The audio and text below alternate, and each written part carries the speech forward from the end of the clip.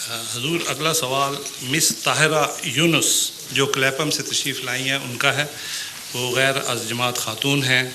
وہ کہتی ہیں میں یہ پوچھنا چاہتی ہوں، وہ یہاں تشریف فرما ہے. جی وہ کہتی ہیں کہ میں یہ پوچھنا چاہتی ہوں کہ احمدی کو کیوں مسلمان نہیں مانا جاتا؟ اگر احمدی مسلمان ہیں تو مجھے کس طرح معلوم ہوگا کہ وہ احمدی مسلمان ہیں؟ ٹھیک ہے، بڑی اچھی بات ہے ماشاءاللہ. احمدی کو کیوں مسلمان نہیں مانا جاتا، اس کا ایک جواب تو مولوی دے سکتے ہیں. میں تو مانتا ہوں، اس لیے غلط آدمی سے بات پوچھ رہے ہیں. لیکن ان معنوں میں ٹھیک بھی ہے کہ ان کو پتہ ہے کہ مجھے علم ہوگا، اور انہوں نے مجھ پہ اعتماد فرمایا ہے کہ میں سچ بات کہوں گا. اس لیے اس پہلو سے میں جواب دیتا ہوں، مولوی کیوں ہمیں غیر مسلم قرار دیتے ہیں. اس پہلو سے بات یہ ہے کہ ایک تو ختم نبوت کا عقیدہ جیسا کہ میں نے آپ کے سامنے کھولا ہے، اس کی اگر غلط تشریح کی جائے اور یہ کہا جائے کہ رسول اللہ تو قرآن تو فرماتا ہے اس کے بعد کوئی نبی نہیں، رسول اللہ فرماتے ہیں لا نبی آبادی، اس کے بعد نئی نبوت کا سلسلہ شروع کر بیٹھے ایک آدمی، تو مسلمان کہاں سے رہے گا؟ جس نے ختم نبوت کی مہر توڑ دی، جس نے رسول اللہ صلی اللہ علیہ وسلم کی غلامی سے آزاد ہونے کا ادعا کر لیا، وہ بھی کافر، اس کے ماننے والے بھی کافر. اور ایک بات جو نہیں بتاتے وہ میں آپ کو بتا دیتا ہوں، اس میں یہ بھی کافر ہو جائیں گے، سارے اکٹھے باہر جائیں گے. وہ یہ کہ یہ خود مانتے ہیں کہ مسیح آئے گا اور مہدی بھی آئے گا، اور یہ بھی مانتے ہیں کہ مسیح لازماً نبی اللہ ہوگا. تو آئیڈینٹی کا فرق ہے، عقیدے میں تو فرق ہی کوئی نہ رہا. سارے یہ علماء تسلیم کرتے ہیں، آپ ان سے پوچھ کے دیکھ لیں کہ مسیح آئے گا تو نبی اللہ ہوگا کہ نہیں؟ کہیں ہوگا. امام مہدی خدا مقرر کرے گا کہ نہیں؟ کہتے ہیں کرے گا. اگر آپ امام مہدی کا انکار کر دیں گے تو مسلمان رہیں گے؟ سوال ہی نہیں پیدا ہوتا. وہی بات جب ہم کہتے ہیں تو ہم کافر یہ کیوں نہیں ہوتے کافر؟ اس سے اگر زہر ہے تو سب نے کھایا ہوا ہے، پھر یہ اجتماعی خودکشی ہونی چاہیے. لیکن ہم بچ جاتے ہیں اس وجہ سے کہ ان کا اپنا عمل، ان کا اپنا موقف ان کو جھوٹا قرار دے رہا ہے. بس اگر غیر مسلم بنتے ہیں تو یہ بنیں گے، ہم نہیں بنیں گے. اور حوالہ میرے پاس کیا ہے؟ رسول اللہ صلی اللہ علیہ وسلم کا. حضرت صلی اللہ علیہ وآلہ وسلم کے دو فتاوی ہیں جن کو پیش نظر رکھیں. ایک یہ کہ اگر کوئی مسلمان کو کافر قرار دے تو وہ غیر مسلم ہو، خود کافر ہو جائے گا. یہ وہ فتویٰ ہے جو علماء جانتے ہیں کہ صحیح ہے، اور اس کے متعلق کوئی بحث نہیں اٹھائے گی کہ کمزور حدیث کی بات ہے. اور حضرت مسیح موعود علیہ السلام نے ان کو کافر کہنے سے پہلے 12 سال تک مسلسل صبر کیا ان کے فتووں پر، اور یہ حدیثیں یاد کرائیں. آپ نے فرمایا کہ میں کسی کلمہ گو کو کافر نہیں کہنا چاہتا، میرا انکار بھی کرتے ہو پھر بھی میں کہہ سکتا، میرے دل میں یہ طاقت نہیں کہ میں کلمہ گو کو کافر کہہ دوں. مگر میں تمہیں یہ حدیث بتا رہا ہوں، اگر تم باز نہ آئے تو پھر محمد رسول اللہ علیہ وسلم کے فتوے کے خلاف میں کوئی فتویٰ نہیں دے سکتا. اور وارننگ کے بعد 12 سال کے صبر کے بعد گالیاں کھا کر کافر دجال کہلا کر جب وہ باز نہیں آئے تو پھر آپ نے یہ فتویٰ دیا. اور صبر کا یہ حال ہے کہ حضرت نواب محمد علی خان صاحب جو شیعوں سے مسلمان احمدی ہو کر حضرت مسیح علیہ السلام کے مریض بنے، احمدی ہونے کے باوجود اپنے گھر مولوی ثناء اللہ کو ملازم رکھا ہوا تھا، اور وہ امام الصلاۃ تھے. مولوی ثناء اللہ کے پیچھے نمازیں پڑھتے تھے. تو ایک طرف نہ صرف حوصلے کا دعویٰ بلکہ حوصلہ سامنے کھلا بیٹھا ہے. کون کہہ سکتا ہے ان حقائق کے خلاف کچھ؟ مولوی ثناء اللہ کی اولاد اگر کہیں زندہ ہے اس سے پوچھ لیں. ان کے والد صاحب ہمارے پھوپھا جان نواب محمد علی خان کے ہاں ملازم بھی تھے، بچوں کی تعلیم وغیرہ کے لیے بھی، اور امام بھی تھے. جب یہ مولوی باز نہیں آئے تو پھر حضرت مسیح موعود علیہ السلام کا یہ فتویٰ چلا ہے کہ اب کوئی گنجائش نہیں ہے میرے پاس، اس لیے اگر تم مجھے کافر کہو گے تو رسول اللہ کے فتوے کے مطابق تم کافر ہو جاؤ گے۔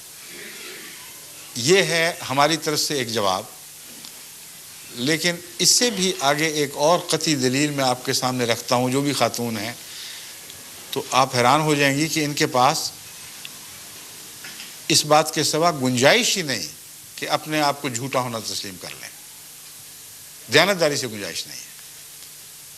یہ ایک حدیث خود امت کو بتاتے آئے ہیں، ابھی بھی بات کرتے ہیں کہ رسول اللہ صلی اللہ علیہ وسلم نے فرمایا کہ ایک زمانہ آئے گا جب میری امت یہودیوں کی طرح 72 فرقوں میں بٹ جائے گی۔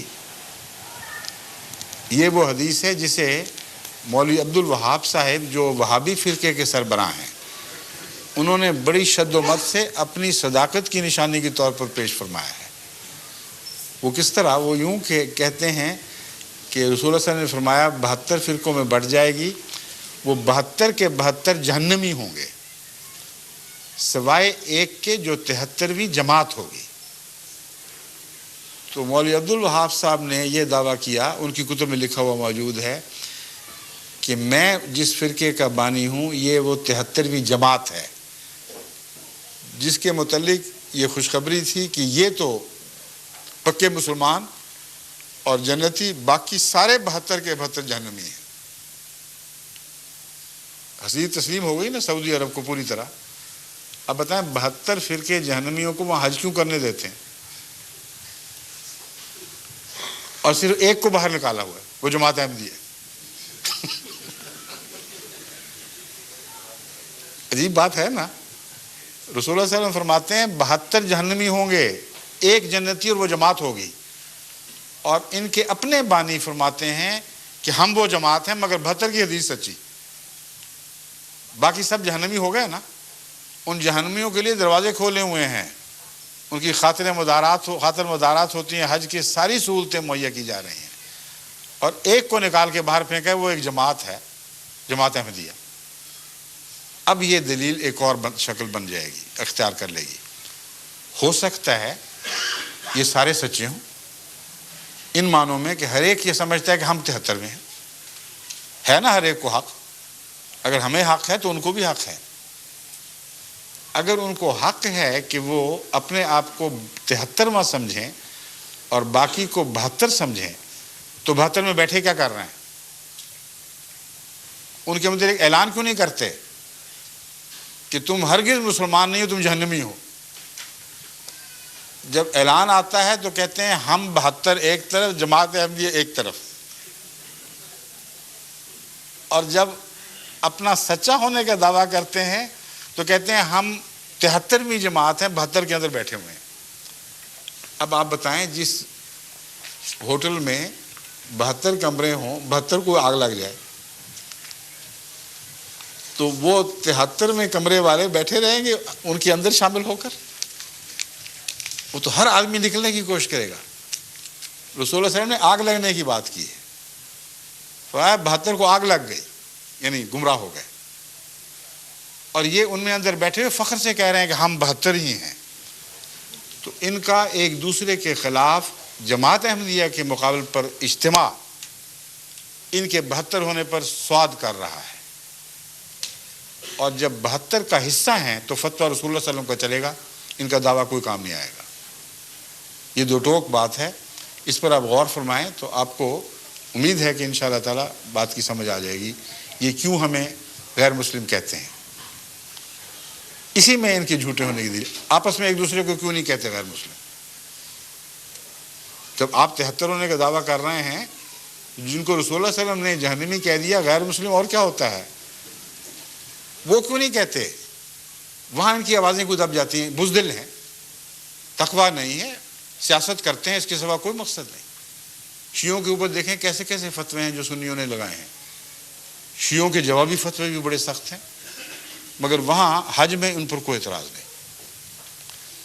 وہابی فرقہ توحید کے نام پر اٹھا تھا، اور سارے مزار جو ان کی عزت کی جاتی ان کو مٹا دیا گیا تھا، تمام احترام کی نشانیاں دور کر دی گئیں، لیکن بریلوی وہاں لاکھوں کی تعداد میں آتے ہیں جو داتا دربار کے سامنے بھی سجدے کرتے ہیں. جگہ جگہ پیر بنائے ہوئے ہیں, ان کے درختوں پر ان کے نام کی ٹاکیاں جو ہوتی ہیں, چیتھڑے, وہ لگائے ہوئے نشانی کے طور پر کہ اس پیر سے ہم نے بیٹا مانگا تھا, اس نے دے دیا. اس پیر سے نزلہ درست کروایا تھا, اس نے درست کر دیا. بھرے پڑے ہیں ایسے درخت ہزارے میں جن میں نیلی پیلی ٹلیاں لٹکی ہوئی ہیں. ایسے مشرکوں کو تو وہ اجازت دے دیتے ہیں اور کوئی پرواہ نہیں کرتے. سیاست بازی ہے, اس کے سوا کوئی بات ہی کچھ نہیں. تو ان کا فتویٰ بھی ویسا جیسا کہ ان کا عمل ہے. فرمائیے.